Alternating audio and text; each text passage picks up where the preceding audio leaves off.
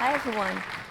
I'm so excited to come here again to talk about coral. I hope you enjoyed Austin's talk as much as I do. And I promise the next 15 minutes is going to be fun. But before that, I would like to tell you my story and what got me to Codex here today. I'm Vriko from Hong Kong, which was once a fishing village and now an Asia finance hub. We also have a beautiful Victoria Harbour, which is surrounded by skyscrapers. And if you have this image in your head, what I wanted to highlight is actually the hillside in the background behind the skyscrapers. We actually have 40% of our land preserved as a protected area, and that's where I grew up. I was born in the 90s, and which was very interesting to me in Hong Kong because on one side, you see the massive and rapid development, and on the other side, because my dad is a naturalist, he brought me to different farmland, even the huge size, and he actually brought us to mostly freshwater system. But I remember one of my favorite sites is actually a place called Bak Sa Wan, which means white sand beach. 12 years later, fast forward, I go back to the site.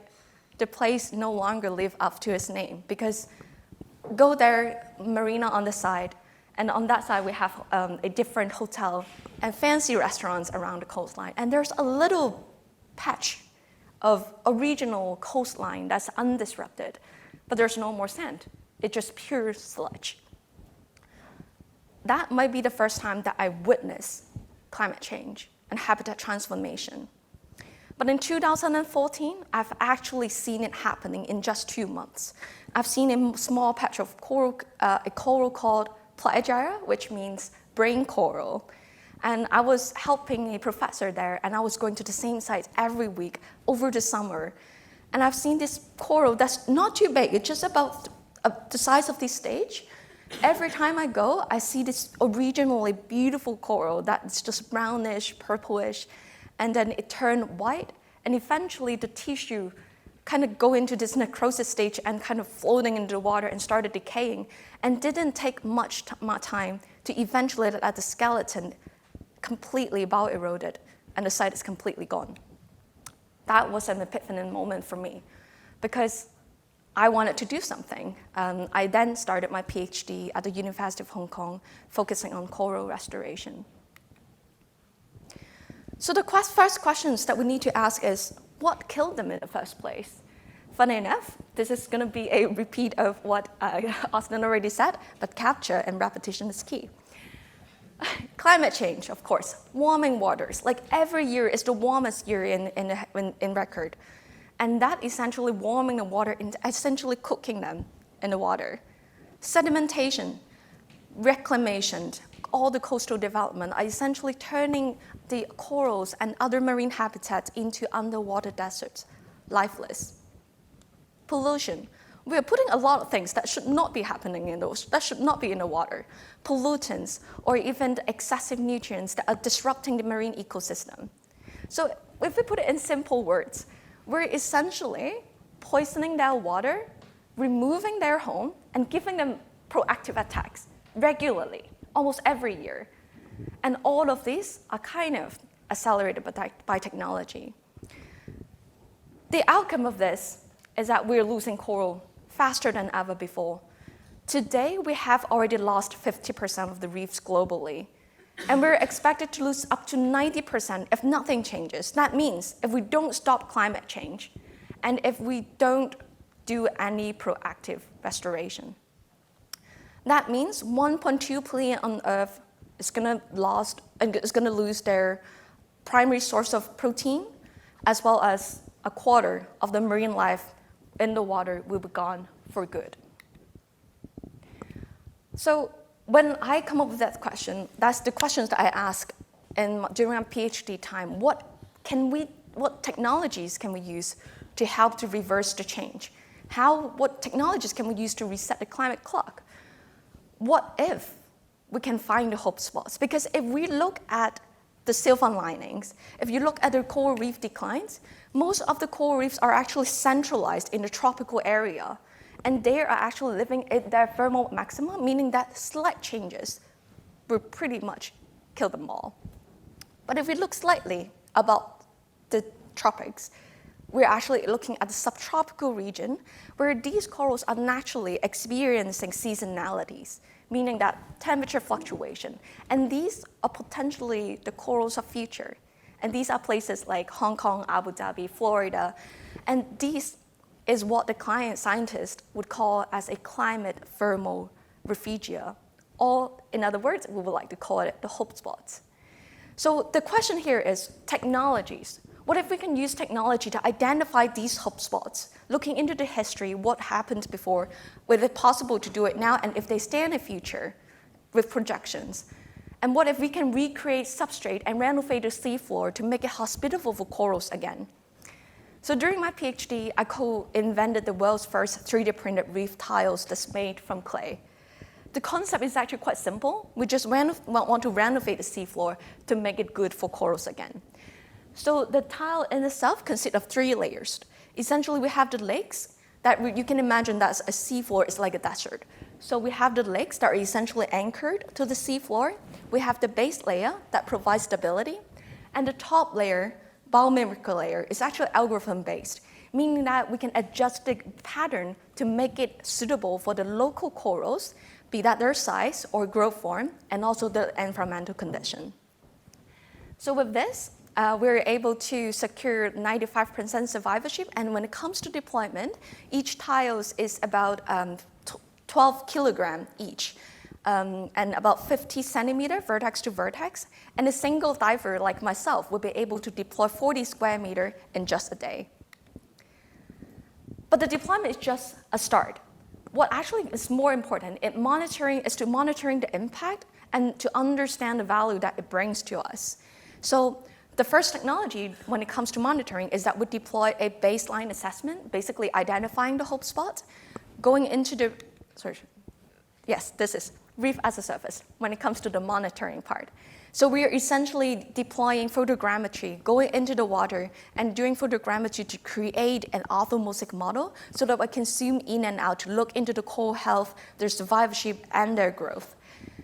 When it comes to then biodiversity quantification, biodiversity actually comes more than just the turtle and dolphins. It's actually mainly composed of things that we can't see. With technology of environmental DNA, we can now sample environmental samples from the water and the sediments and trace the DNA elements in these environmental samples to track there is the dolphins and turtles swimming by, but also we can see the little critters that are smaller, that up to millimeter size, that we can actually track and see what are the full spectrum of animals that are benefiting from the site. We are also deploying fish ID with computer vision and AI recognition to help us to identify the fish species as well as the biomass quantification so we can put a dollar sign on the ecosystem valuation. So the first project was deployed in Hong Kong in 2020. And for now, we're securing 95% survivorship, as well as, which is 4 times higher than the traditional methods. We're also seeing a minimum increment on biodiversity for 40%. And up to today, we have secured and rescued 12,000 coral fragments in the South China Sea, as well as the Arabian Gulf. So after that, I asked myself, what's next? Because I know that there's a lot of scientists here, and for us, mostly, we find a question, we find a solution, we publish, and we find another question to solve, and find another research. So back then, I think about the original, what got me into studying PhD in the first place is that I want to take action. So I was very lucky that I found my co-founders, Dr. David Baker, who is a professor at the University of Hong Kong with 20 years of research, and my other co-founder, Dennis Tekerick, who bring in commercial value to make sure that we can run conservation in a financially sustainable manner so that we can always reinvest into the company to provide a total solution and to engage broader clients. So in 2020, we finally take the step to establish Archireef in Hong Kong, and it took us 2 years to make the first expansion to the UAE, where we're setting this as an operation HQ. At the same time, we are also establishing a we have established a 400 square meter eco-engineering facility. We're also creating even more product, even more solutions to handle different marine ecosystem restoration. So we have just about turning 4 years old, still quite young, but we've been very, very lucky and proud to be backed by the industry leaders that believe in the cause. We have industry leaders from the real estate, oil and gas, banking, and even port operators. I know that there might be some questions around that, and I'm happy to take that during the panels maybe. And I think what is the major hurdle that we have right now is the urgency that we need and the attention that we have been receiving in the last few decades. As very luckily, we have been given a lot of spotlights from the platforms like the World Economic Forum, The Guardian, the Forbes, to allow us to give a voice to the ocean. And I think today, to wrap this up, I would love to invite all of you to give a voice to the ocean as well. And if you go back to think about what is the key message, a favorite message that you learned from today, and share with your friends and family. And if you don't know where to start, here's the recap. Corals have been around and handling climate change for 500 million years. It's only until recent years that climate change has outpaced their natural recovery like never before. So the United Nations has already declared that this decade is the most important when it comes to ecosystem restoration, which means there's only 6 years ahead. That's the urgency that we are handling. And we need more voices, we need more attention, and we need more action. Yes, technology could be a double-edged sword. It accelerated climate change, but we are also very lucky to be in a technological era that there are other technologies that can help us to accelerate natural recovery as well. I believe that technology can help us to reverse the climate damage and reset the climate clock to go back to the state where human and nature can coexist. So I hope that my story and our stories would inspire you and give you a boost to take your climate action in the next 6 years before the time's closed. Thank you very much.